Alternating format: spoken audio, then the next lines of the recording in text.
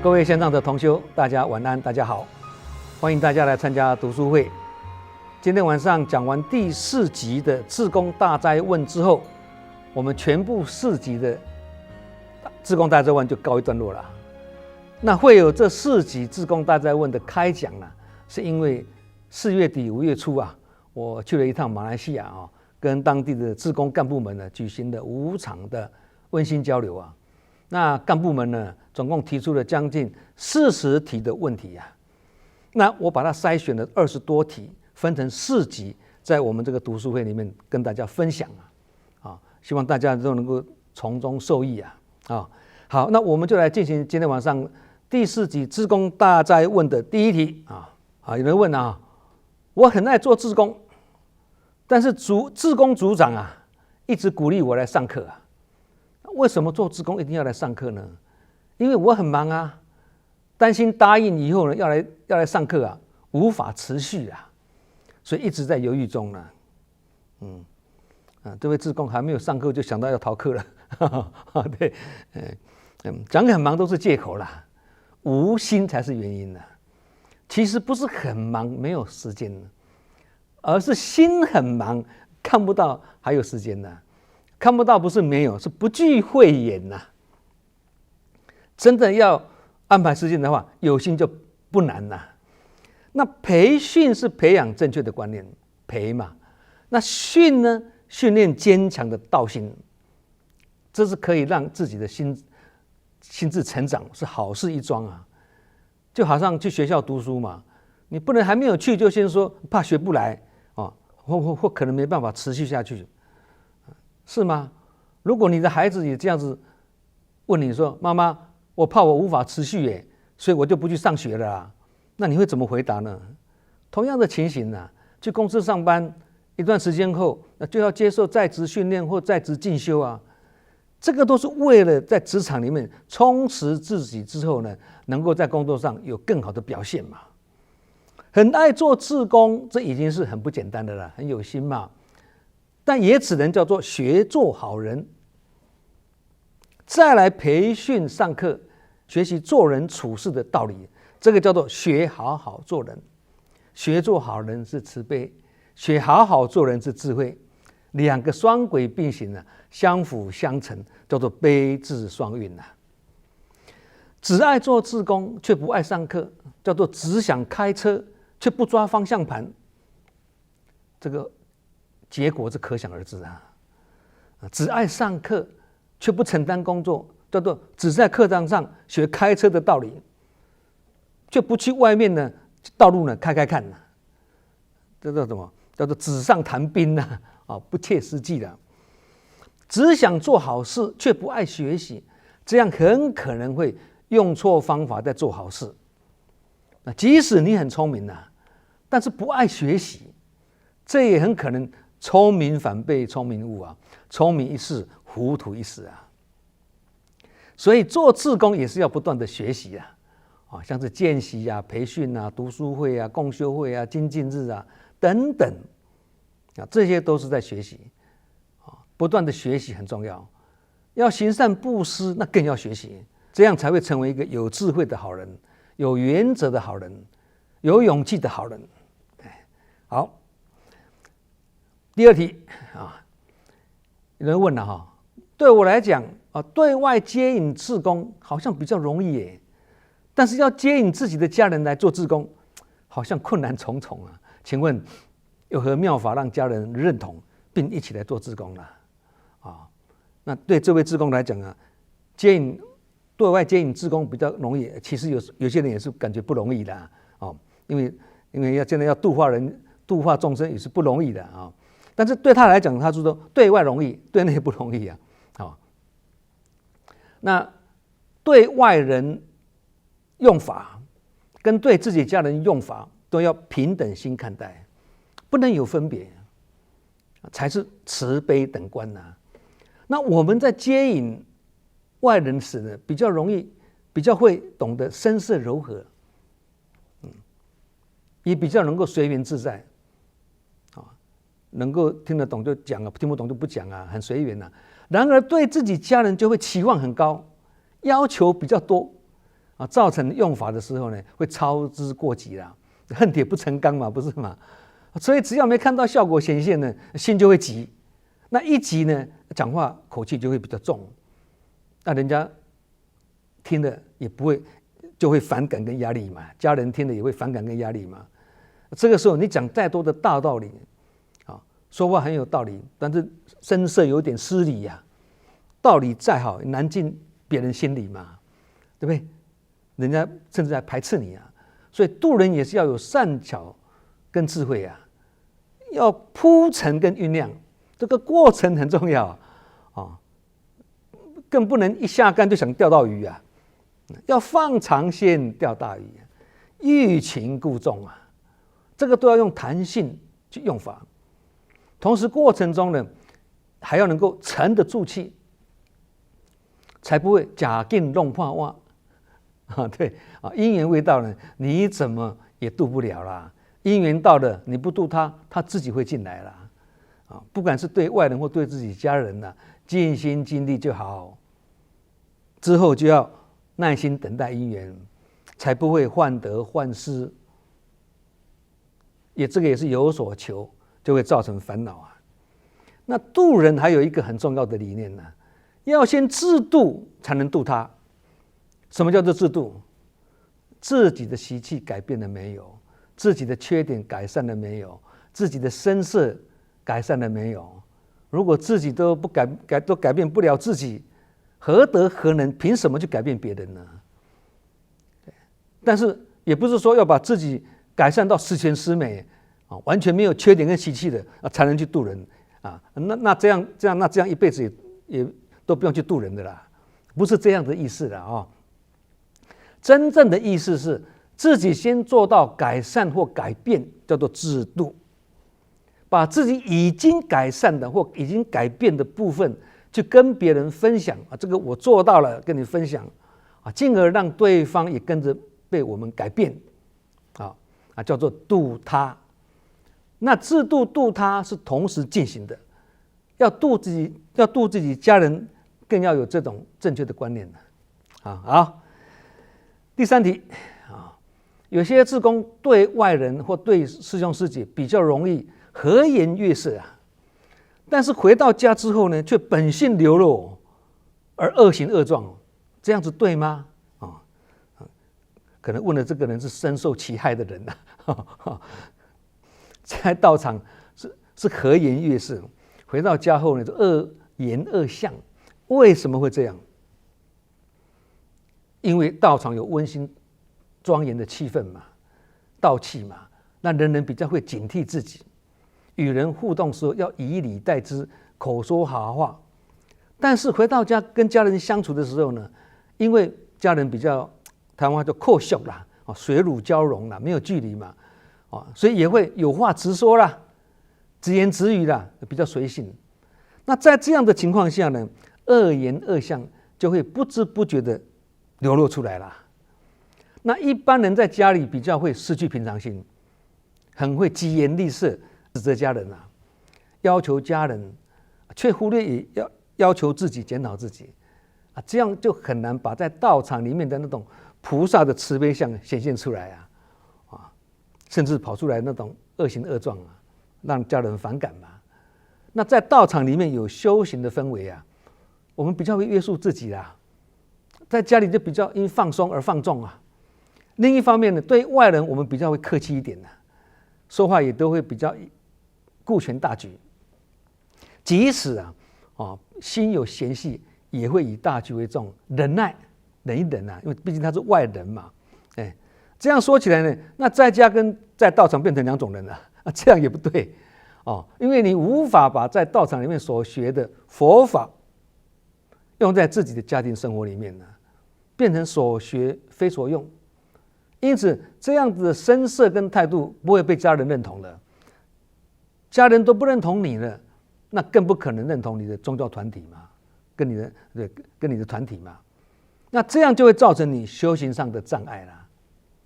正确之道是尽慈济之后能改往修来，改变习气。一旦良好的形象气质培养出来之后呢，才会获得家人的认同跟肯定甚至改变了整个家庭哦。那这样的情况下，你要度化家人就有说服力了哦。因为我就是改变自己的人啊，所以我才能影响我整家啊。一家大小都会被我们的改变而被度化啊。那这样就是一个吉祥如意跟积善之家的家庭啊。好，第4题，心存善念，待人以诚啊，是做人处事的态度。但是在复杂的社会里面呢，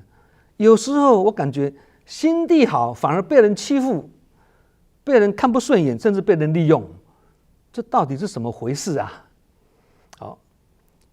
被欺负跟被利用或被人看得不顺眼，这个不是因为你心地好的关系啦，卖修看拖啦，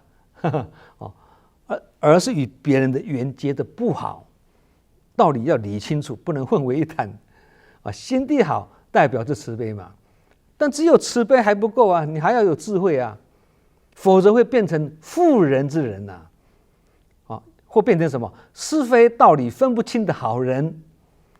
或者好心做错事，这些都叫做乡怨。那孔子认为乡怨是德之贼也呀，意思是说没有智慧的好人，或是没有原则也没有勇气的好人，其实也是属于败坏道德风气的人呐。所以只是心存善念或心地很好还不够哦，这样只是半套，要整套的话就是以慈导悲，以悲启智，以智显慧，以慧等观，这样才是一个完整的配套，才是圆满究竟的。心地好但却经常被欺负、被利用或被看不顺眼，肯定跟自己的言行造作有关啊，造成众生缘不好，诸事不顺。心地好是好人没错，但智慧没有被启发出来，这样也会造成没有洞察力跟判断力啊，造成被欺骗跟利用而不自知，等到知道的时候，已经付出惨痛的代价了。那这样的遭遇跟心地好也是无关啊，但是跟智慧是息息相关的。因为智慧没有启发，所以好人坏人、好事坏事分不清啊，也判断不精准啊，变成常常少了一根筋啊，糊里糊涂啊，不清不楚啊。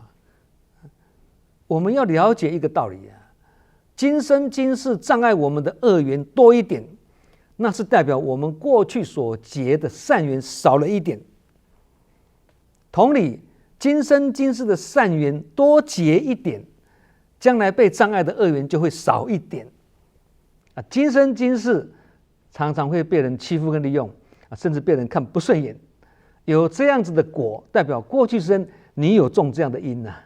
也就是你在过去生也是经常欺负人、利用人，也看别人不顺眼啊。那了解这样子的因缘果报的道理之后呢，就要赶快提醒自己。怎么提醒啊？往昔所造诸恶业，皆由无始贪嗔痴，从身语意之所生啊，一切我今皆忏悔啊！这4句句子是出自《华严经》呐。那佛教徒经常是受持诵读，也有很多人在诵念的时候深受感动百感交集啊，涕泗交流啊，不能自已啊。可见这段文字有很大的力量，意义也很深远。我们从过去生以来呢，一直到今生今世呢，有意无意间的造了很多的恶业，包括提问者所讲的被人家欺负跟利用啊，这些都是形成一种的业力啊。而这些业因，以前所种的这个因啊，业因啊，不会消失的啊。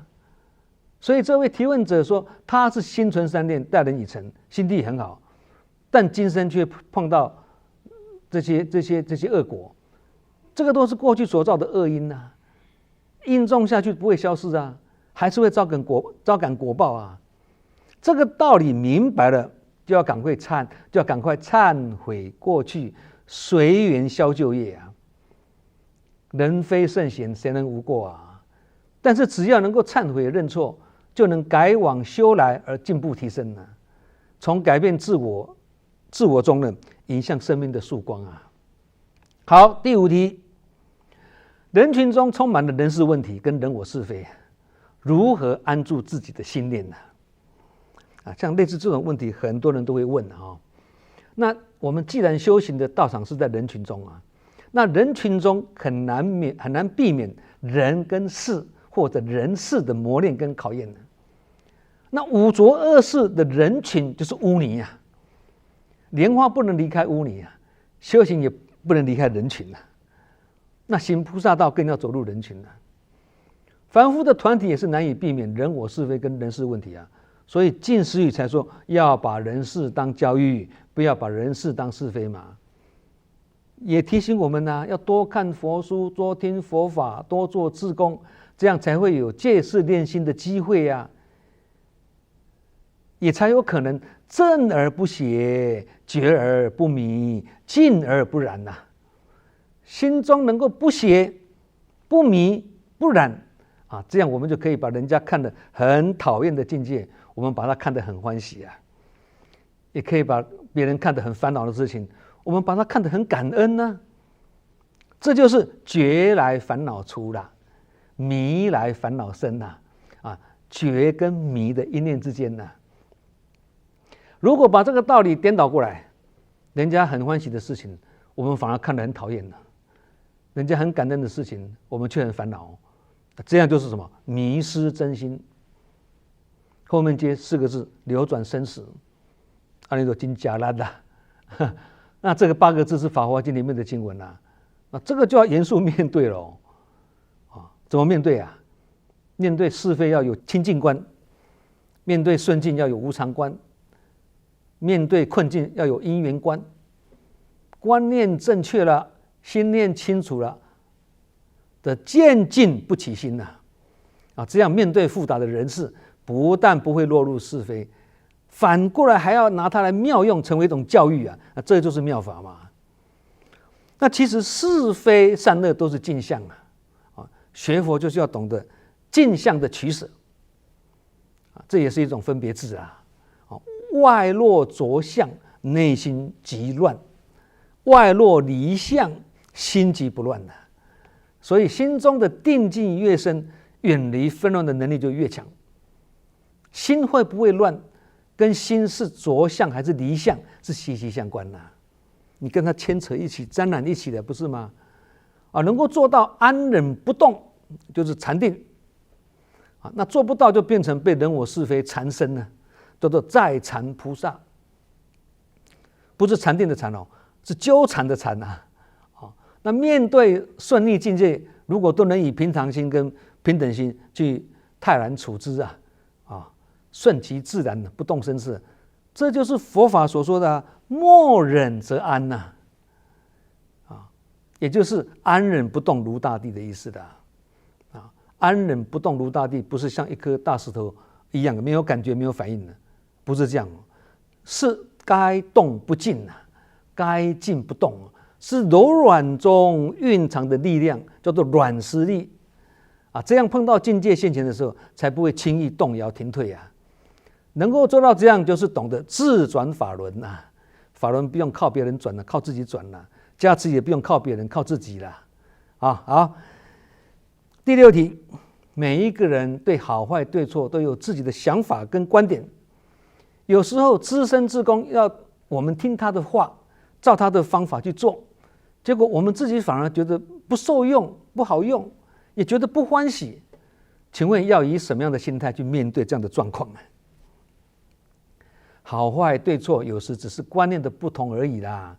尤其不同的人所处的位置不同，也会用不同的角度去判断事情，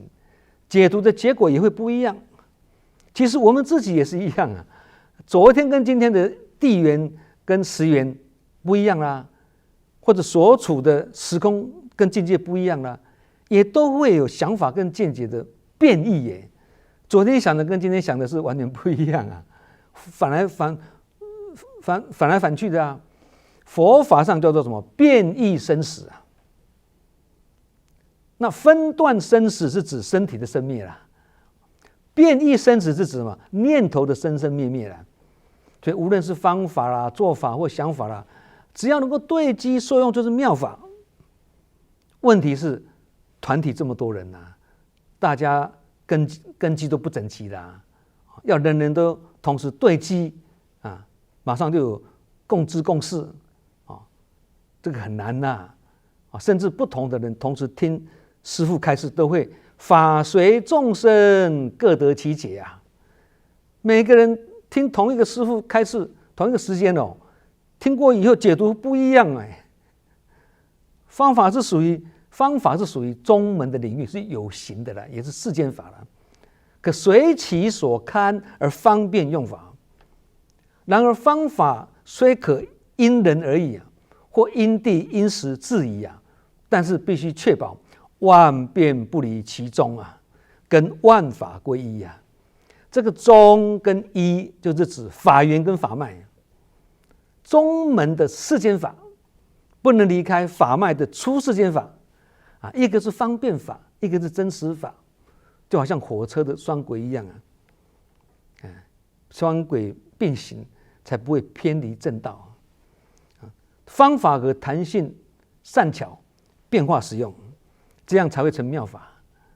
那法源呢，就必须原封不动，守之不动，这样才会有所遵循那身为组长或者是领众者或者干部也好啦，有时必须综合大家的意见，做出最后的决定嘛。而这个决定后的方法或做法，也不一定是大家过去所习惯的所以要做到大家都满意，也是不容易的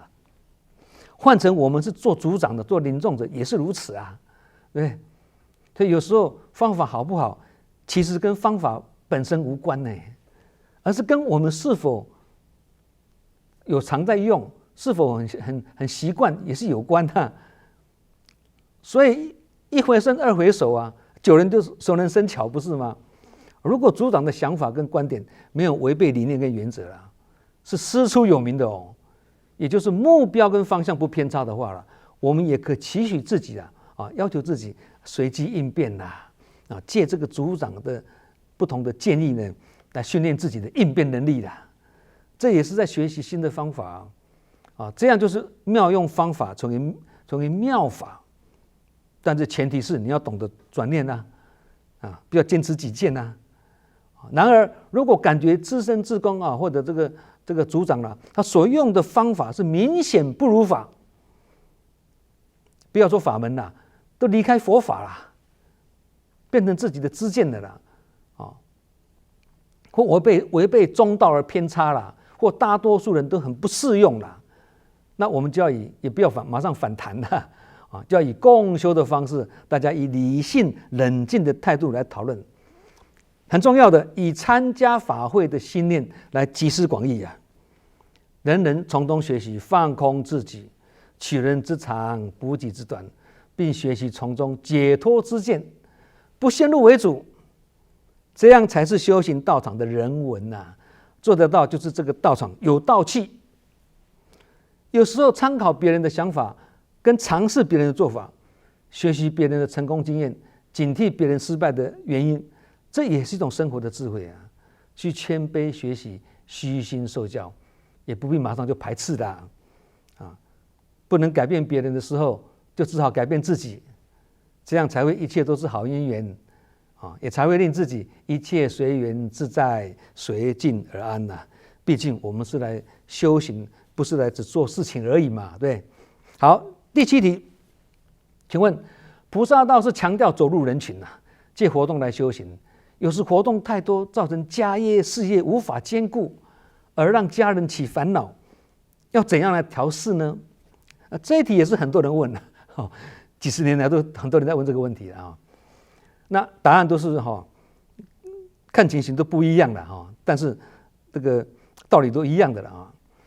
六祖大师他讲佛法在世间，不离世间觉，离世觅菩提，犹如求兔角这个佛法跟世间法本来就是两者一体的啦。想要学习出世，就要先学入世。世间法如果不了解，就无法了解出世法。世间法是讲因缘重次第也重视圆满跟恒顺修行也是要循序渐进要圆满也要圆融因此事业跟家业要先照顾好，你来做志工，才不会有后顾之忧。但要注意哦，这个不是说等你家业事业都照顾得很好再来做志工，因为有些人价值观不一样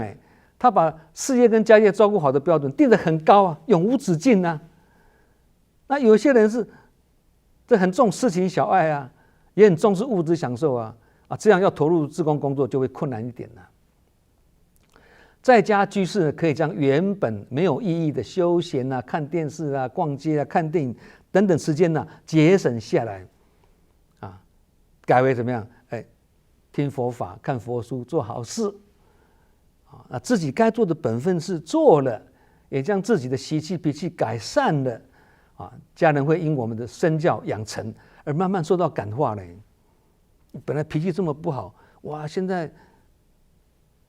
这个迟颜悦色的、温言软语的，怎么差这么多呢？家人一旦认同了，我们就有更大的修行空间。他会护持我们，不会障碍我们即使他障碍我们，我们也不会让他障碍我们会转念对不对？山不转路转，路不转人转，人不转心转，不是吗？如果因为我们自己的改变而影响家人，一同来做志工，而成为慈济家庭，这样全家做慈济，全家一起成长，这个就是共善业的积善之家。那这样子的家庭就没有什么家业、事业、事业平衡的问题了，因为它会配得很好，如行云流水一般，比例常常抓得刚刚好。这已经是三合一的了，家业、事业、事业三合一的了这个是最好的境界。好，第8题，生活中常常因为说者无心，但听者有意，造成很多困扰，我们要如何面对？这个听者有意就是自己对号入座，这个会造成庸人自扰作茧自缚所以什么话要听，什么话不要听，或什么话听后要记住，什么话听后要忘掉，这些都叫清楚取舍，这样心地才会保持清净说者无心，听者有意，可能是什么呢？说的人不用心，而听的人又很敏感，也有可能是说的人自己不觉得是有心，但围城般的傲慢跟偏见呢，却在言辞间的不经意的流露出来，让这个敏感的听者感觉对方其实就是说者有心。会说话的人是想着说，不会说话的人是抢着说。所以孔子说说话有3种，孔子认为说话有3种事物不该你讲话的时候，你却急着讲，叫做急躁；该你讲话的时候，你却不讲，这个叫做隐藏；不看人脸色讲话，叫做瞎子。古德也有讲话出如箭，不得乱发，一入人耳，有力难拔。那古德也说谁人背后没人说，哪个人前不说人所以口业很难修连善心杂话跟闲聊都是口业的一种所以没事不要在那边闲聊如果我们是说者就要警惕自己，先静后思再语，说话也要多用心嘛，话到嘴边留3分嘛。虽然我们说直心是道场佛家说了，直心是道场嘛，但不能心直口快或直言直语要直话圆说这个跟直心是道场是不冲突的，两个是两回事的这就是说话的智慧人人会说话，但不一定都会说雅言正语所以雅言正语也是要透过学习的学习心存正念，才有可能口说正语要提醒自己，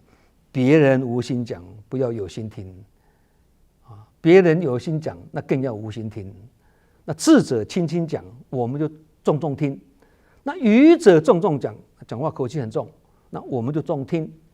耳朵重听就听不对不对？同时还要警惕自己人言可畏但如果能够善用之，则人言可贵。别人要危言耸听，那我们就妄言妄听，这是妙法什么叫做妄言妄听就是说的人随便说说，我们听的人就随便听听不要把它放在心里这个叫做妄言妄听这个功夫也要学啦。常常看到别人的缺点，心生不悦、不开心，或听到知见不正的讯息而无所适从，或常常听到人我是非而自乱己心呢？这些都是不是别人的问题哦，这些都是属于自己的业障啊。总而言之，说话的时候要提醒自己，非礼勿言呐；听话的时候要提醒自己，非礼勿听。这样就能避免说者无心，听者有意的困扰啦。好，今晚这一集志工为你答是第4集，也是最后一集啊，圆满结束。在这边我要感恩我们马来西亚的干部志工们在社区的这个温馨交流中提出了志工们所面对的种种问题我们才有这么多的问与答来共修学习并且化问题为菩提。其实我以前出版的8本书里面，最后一本叫做《修与行》里面都是问与答的形态那这本书总共也回答了239题的问题。我们这个读书会以前也讲了20集的大哉问，总共回答了将近200题的提问。而这个月呢，我们连续4集的志工大哉问也回答了大概27、8题的提问